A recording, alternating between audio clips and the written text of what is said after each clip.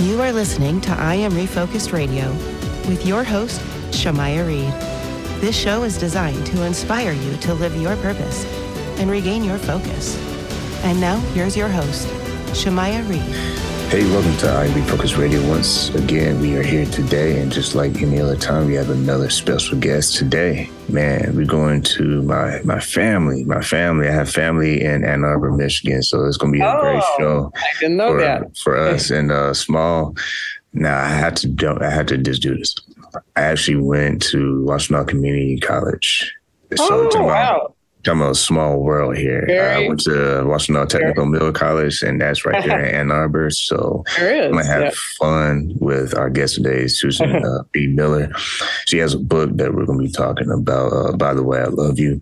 And she has a very impressive resume. I'm not going to spend 20 minutes on it, but just give you a sneak peek.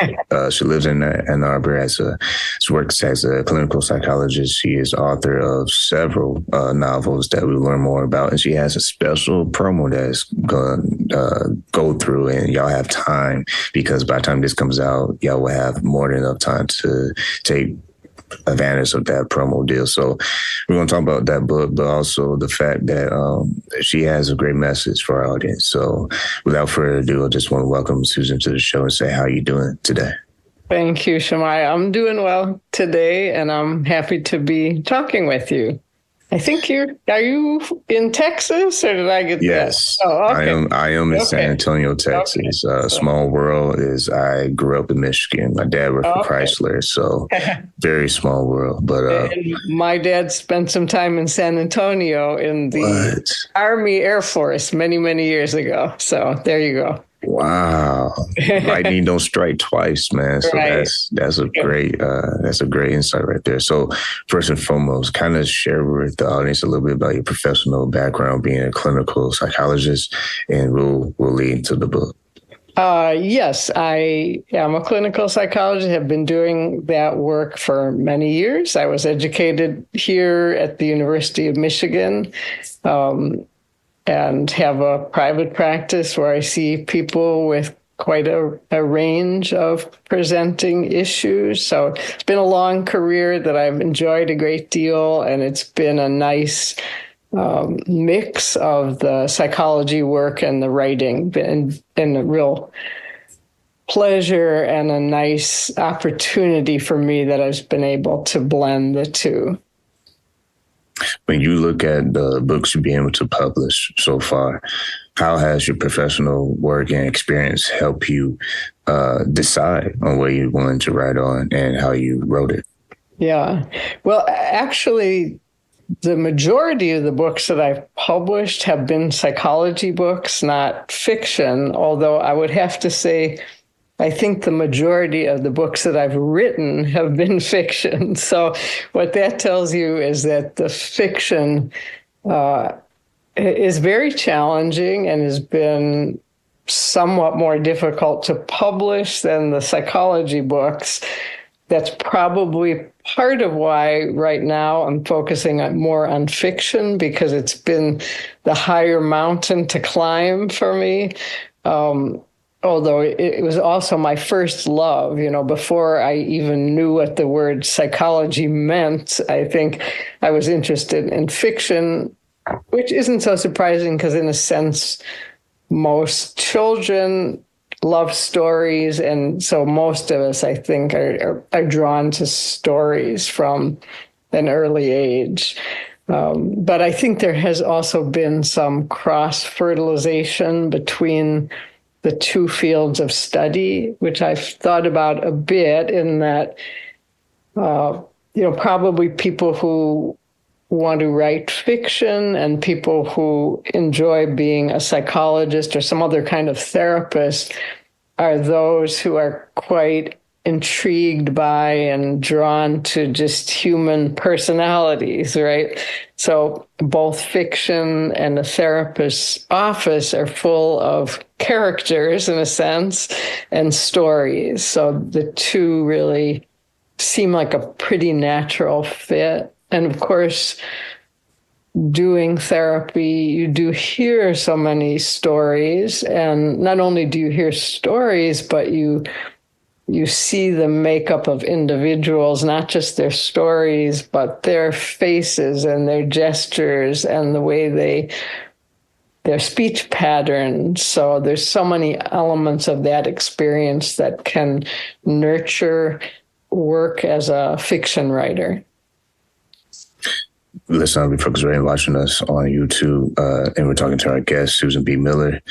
Let's unpack the strategy of the book that you wrote, By the Way I Love You. The character, Leslie, she embarks on her freshman year at U of M, and her mom dies of cancer. She has to deal with a lot of, real life happening, not just the whole deal of making friends and dealing with frenemies, but also selling through her awkwardness of dating. Kind of set the tone of what was the goal with developing the character of Leslie. Yeah. Leslie actually started from somebody that I had worked with some years ago. It was actually a young man because the character evolved, but I also wanted to be very careful about privacy, confidentiality. So I didn't want the starting point of the character to be recognizable in any way. So I had been working with somebody, though, who was starting college and had lost a parent early in life. And it was interesting, and it was also extremely moving to see how this person was sort of bringing with them into the beginnings of their adult life so much pain and uncertainty that was pretty deeply buried about the early relationship with this parent who is in some ways not even well remembered. So that's where it started, just thinking about the things that people bring with them into adulthood that so impact those efforts that everybody makes to make friends or to kind of make an identity for yourself in the new adult world, whether you're going to college or, going to the military or just moving from one city to another to start an adult life. There's a real challenge there that's pretty universal, but individual challenges depending on the road, the person has traveled. And as I've been thinking about this book, this book actually is, it's kind of pegged for a little bit more of a young adult audience, although it could be of interest to an adult as well. But I was noticing how many of the things that I've written, including some of the nonfiction, had that young adult, at the center. For example, I had written a psychology book, the only book that's kind of a self-help book, and it was called When Parents Have Problems, and it's for older teenagers or very young adults who have a troubled parent. So a lot of things had been written for parents who think their kids are a big problem and don't know how to deal with their kids. But in this case, I was thinking about the kids whose parents are a big problem. Maybe it could be alcoholism, or it could be a mental illness, or just a parent who's very unreliable, dishonest. So I was trying to speak to those kids. And so there are a few examples of different things that I've written. So I think I'm drawn to that age and the voices of people who are either older teens or young adults. In the book, she has to address the problem. The elephant in the room is her letting people inside. And it touch is. on that. Yeah. And I think for a number of reasons, she's struggling with a number of aspects of her relationship with her mother. So one question she has is really, who was she to her mother? Because her mother could be kind of remote have like a Mona Lisa face, hard to read. So she wasn't certain that her mother had really deeply loved her. So there's one challenge, making it hard for her to trust others and trust their affection for her. But the other side of the coin was that she had a lot of feelings that she actually hadn't cared well for her mother as her mother became ill and then died. Leslie was a teenager. She was very testy and rude and, not very available, not nice to her mother, which isn't uncommon in adolescence, but most people have an opportunity later to mend and to re-strengthen those relationships, but she didn't have that. So her sense was that she had failed her mother, and maybe her mother had failed her. So she's sort of working with both these sides of the coin. When you look at the impact of the relationship between the mom, how did you in the book kind of illustrate that being something that's almost like a thorn in her side? Like, how I have to deal with others, how much of that catered towards how I looked at my mom versus how she might have looked at me, or how I perceived how she might have looked at me. Yeah, well, I guess there are another number of threads. One has to do with other mothers she encounters because she has a roommate who has a mother who's very present.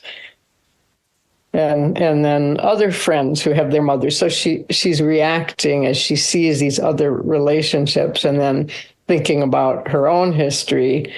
She has old letters from her mother. So she starts nervously looking at those and trying to make sense of them. Goes to her father for help with that. And then as the story evolves, there's a new thread. She actually is directed to, not sure how much of the story to tell, but she's directed to a piece of undeveloped wild land that she starts to really feel deep affection for and attachment to. So in a sense, it becomes her mother nature. She feels very nourished by this place. But then she discovers that it's under threat from a developer. So in a sense, she's replaying her experience with her mother because now, again, she's got a mother that's threatened, not by cancer, but by this big development that's going to come through. So she then is challenged to see if she can find a way to speak up, go to city meetings, city council, and planning commissions, and give voice to the value of the land and express the wish that it not be leveled.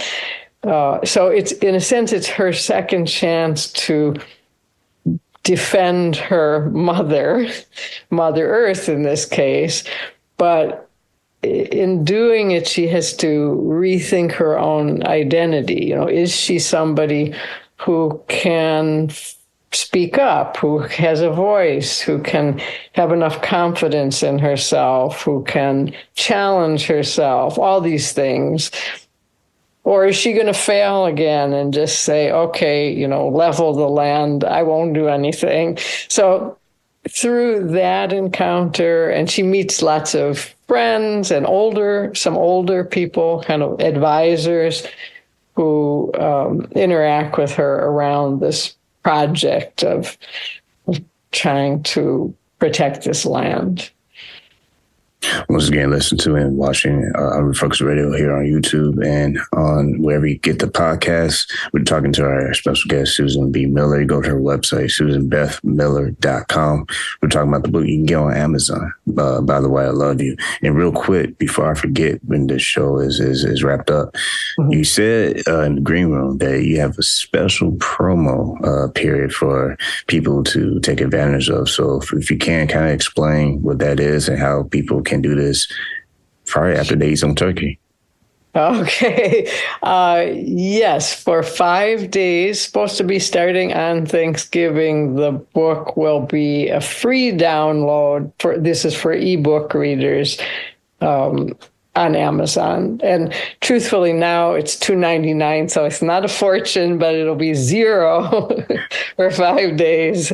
Of course, you can get the if you like to read a physical book, you can. Here, I can show you. You can buy that anytime, but it is a free download for 5 days. And of course, I would love for people to read it. And if you have anything you want to say about it, you can write a review or you can send me an email and I'll respond. Going back a little bit to being a clinical psychologist, being able to interact with different personalities, different people of ages, backgrounds. Mm-hmm. What do you think is something that people appreciate the most when they are experiencing your service? Is it listening to their story? Is it trying to navigate pain points from your professional perspective? What has been something you see people gravitate towards? Both those things are important. I think the fundamental thing that you first need to establish when you start working with a person is just that you're present, you're interested in them, you're listening.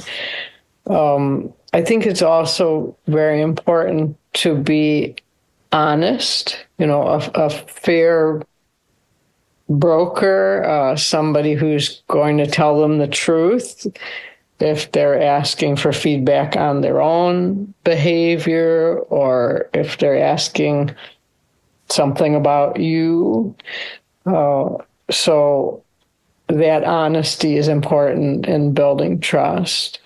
And then from there, I think it's important to people that you can perceive things about them that maybe they've had a pretty hard time getting to on their own, sometimes because of fear or just not knowing how to listen to themselves. So, that kind of interaction will help a person travel to places that they haven't been able to go on their own. You mentioned earlier about confidence, and I think that's a good point to be made, because how would you, the character you develop in your book, by the way, I love you, what do you believe was her biggest struggle as far as how she looked at herself, and not just the struggle of letting people inside, but overcoming her past issues?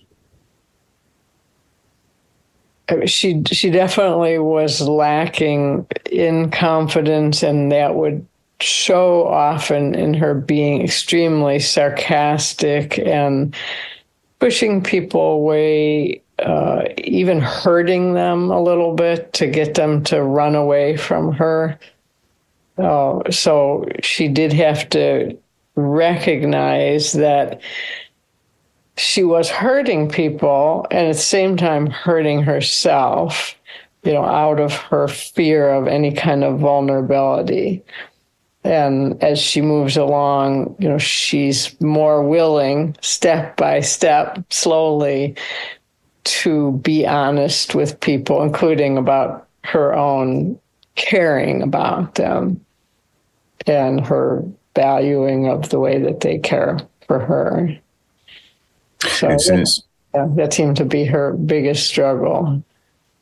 And since the characteristics of this character was kind of inspired by true life events, would you say that individuals that you had to study and learn more about, is there a common thread of people who feel like the lack of confidence is something that they've been used to the point that they get to that level of, how can I just keep everybody shut out? Yeah, it's not such an uncommon thing, although often people aren't too aware of what they do. Some people, there's a range, some people are, even when they're doing things that are self-harmful, they kind of know what they're doing. They just feel compelled to do it anyway. And some people don't recognize quite what they're doing. Maybe they're disrupting friendships and they don't know why people are backing away from them or disappointing them. Confidence, lack of confidence, a pretty common human challenge. And that was going to be my question. When you came up with the title of the book, By the Way, I Love You, that's a very interesting title, because is it from a perspective that, beyond all this stuff, like how I'm acting and, reacting, by the way, I love you, but it's like, well, geez, you got to show that. Yeah. And she's sort of, you have to say it as an aside, not directly, but by the way. But I had the title was hard to come up with. The publisher and I were back and forth a lot, and they actually had chosen this title, and I wasn't quite on board, but I trusted them in certain areas that they were more experienced than I was, or maybe had a better finger on the pulse of certain things. So in the end, I was, by the way, I trust you. You can pick the title. That's good. Yeah. So before we wrap up, my next question would be, do you believe that's how all of us, if we're honest with ourselves, we can sometimes be in that position where we're kind of like, attitude is, by the way, I love you. But, actions don't always lead up to the words we say. Yeah. And human beings, adults, we do try and protect ourselves more than little children. Don't do that much until they've gotten hurt some. Adults are more cautious and do find it difficult often to be vulnerable, but it's also important to be able to be vulnerable at times. And as a professional, being a clinical psychologist, what do you hope that readers will be able to learn from the character, Leslie, and also just the perspective of writing from a lens of a psychologist?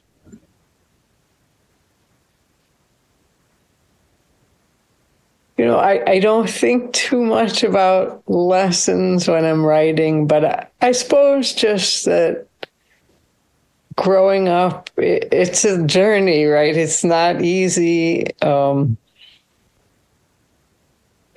It's not, sometimes people have vision of going to college and everything is wonderful and perfect, and occasionally that happens, but a lot of times it's a struggle. There's a lot to learn. There's a lot of hurdles, and you got to just keep working at it.